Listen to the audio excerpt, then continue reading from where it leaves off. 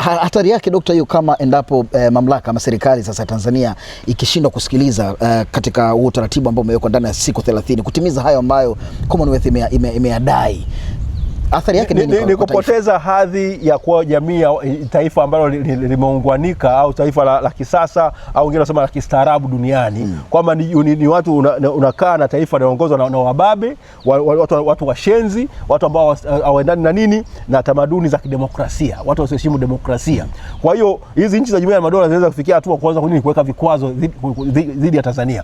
Ni kama vikwazo ambavyo Zimbabwe iliwekewa na nchi zingine za Ulaya, kwamba unatengwa kimataifa. Kuna hatari kubwa sana hiyo, kwa sababu watu wakitoka pale haiwazuii wao kwenda Umoja wa Mataifa kudai vile vile kwamba nchi hii ifanye nini, ipelekwe katika Baraza la Usalama wa Umoja wa Mataifa na kuchunguzwa na kuwekewa vikwazo.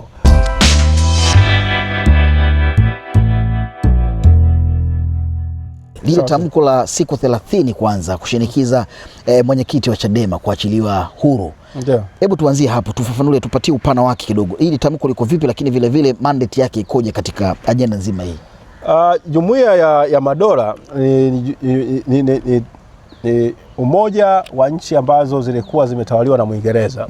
Sasa sisi Tanzania tumejiunga nayo mwaka 1961 baada ya kupata uhuru. Ndio. Na ni jumuiya ambayo mwaka huo 60 mpaka 61 tulidai kwamba Afrika ya Kusini iondoke ili kwa sababu ya siasa zake za kibaguzi hatuwezi Tanganyika iweze kukubali kujiunga na Jumuiya ya Madola ambako Afrika Kusini ni mwanachama. Sasa tukana na dai letu ile Tanganyika, Afrika Kusini ilijitoa katika Jumuiya ya Madola. Kwa hiyo mwaka 61 tukaingia na tumeendelea kuwa wanachama hata baada ya kuungana na Zanzibar na kuwa Jamhuri ya Muungano ya Tanzania.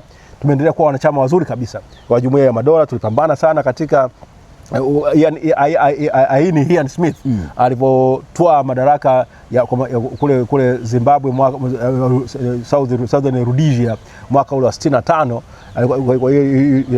Unilateral Declaration of Independence UDI mwaka wa 65. Tanzania tulipinga sana mpaka Tanzania tukavunja uhusiano wetu na ubalozi na kibalozi na Uingereza mwaka 66 67, na tukategemea wengine watatuunga mkono, lakini tumeendelea kuwa ni wanachama wazuri kabisa. Sasa ni jumuiya ambayo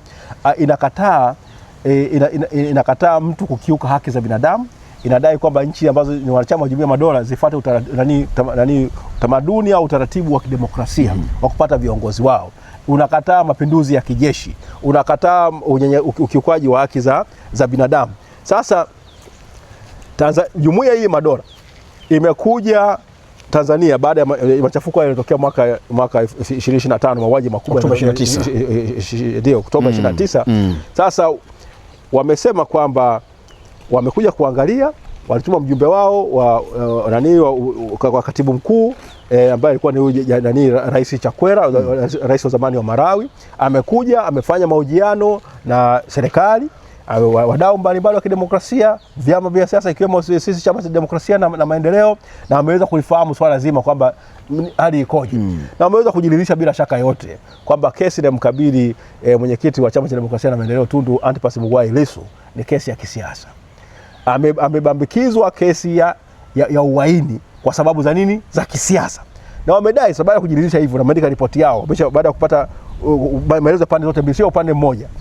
Wanadai kwamba Tanzania sasa, na kutokana na mauaji mabaya sana iliyofanyika hiyo Oktoba 29 na kuendelea, ni kwamba haya yanaifanya nchi hii iwe katika nchi za kuchunguzwa kwamba je, zinastahili kuendelea kuwa wanachama. Kwa hiyo ndio wakadai ule ujumbe uje. Kwa maana hiyo Tanzania iko katika uangalizi. Sasa natuko katika hatari ya kusimamishwa au kufukuzwa. Na kufukuzwa. Hatari yake Dr. hiyo kama endapo mamlaka ama serikali sasa Tanzania ikishindwa kusikiliza katika huo utaratibu ambao umewekwa ndani ya siku 30 kutimiza hayo ambayo Commonwealth imeyadai, athari yake ni kupoteza hadhi ya kuwa jamii ya taifa ambalo limeungwanika au taifa la kisasa au wengine wanasema la kistaarabu duniani. Kwamba ni watu unakaa na taifa linaloongozwa na wababe, watu washenzi, watu ambao hawaendani na nini na tamaduni za kidemokrasia, watu wasioheshimu demokrasia.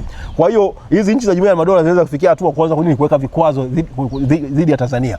Ni kama vikwazo ambavyo Zimbabwe iliwekewa na nchi zingine za Ulaya, kwamba unatengwa kimataifa. Kuna hatari kubwa sana hiyo, kwa sababu watu wakitoka pale haiwazuii wao kwenda Umoja wa Mataifa kudai vile vile kwamba nchi hii ifanye nini, ipelekwe katika Baraza la Usalama wa Umoja wa Mataifa na kuchunguzwa na kuwekewa vikwazo.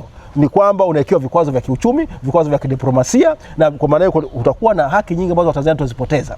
Wale ambao walikuwa wanasoma katika nchi za Jumuiya za Madola, iwe Australia, iwe Canada, iwe Uingereza, iwe hizo nchi ambazo, iwe India, iwe Pakistani, iwe New Zealand, ambao tuna watu wetu wengi sana ambao wanakwenda huko, tutazuiwa watu wetu wasiende huko. Kwa hiyo athari si tu kwa serikali hii, bali hata kwa raia wa Tanzania, kwamba nchi hii itatengwa, au wanaweza wakaamua kwamba familia zote za viongozi wa hawa genge hili waliotoa madaraka kwa nguvu tarehe 29 Oktoba, kwamba familia hizo vile zitawekewa vikwazo vya kidiplomasia na vya kiuchumi. Hata akaunti zao zitazuiwa. Ni mambo hayo kwamba kuna cascading effect, yani kama kuna mporomoko ambao ule kama wa terrace, kwamba itakuwa inafanya nini, unatoka kama ngazi kubwa zile za kuteremka kama kwenye mapiramidi, itakuwa ni hivyo.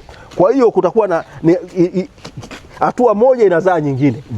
Wale wanyapombe wanasema safari moja waanzisha nyingine. Sasa hapa kuna safari hapa kuna hatua nyingine itakayotokea, kwamba hii inazaa kitu kingine. Kwa hiyo kuna mbinyo wa kisiasa, wa kiuchumi utatokea. Wakikaza nguvu au shingo zao wakishupaza kama farao, wajiandae tu zitakatika. Matamko kama haya ambayo yanakuwa yanaonekana ni ya kidunia, ya kimataifa, yanakuwa yanatengeneza sura gani kwa taifa ambalo linakuwa limepelekea ujumbe huu?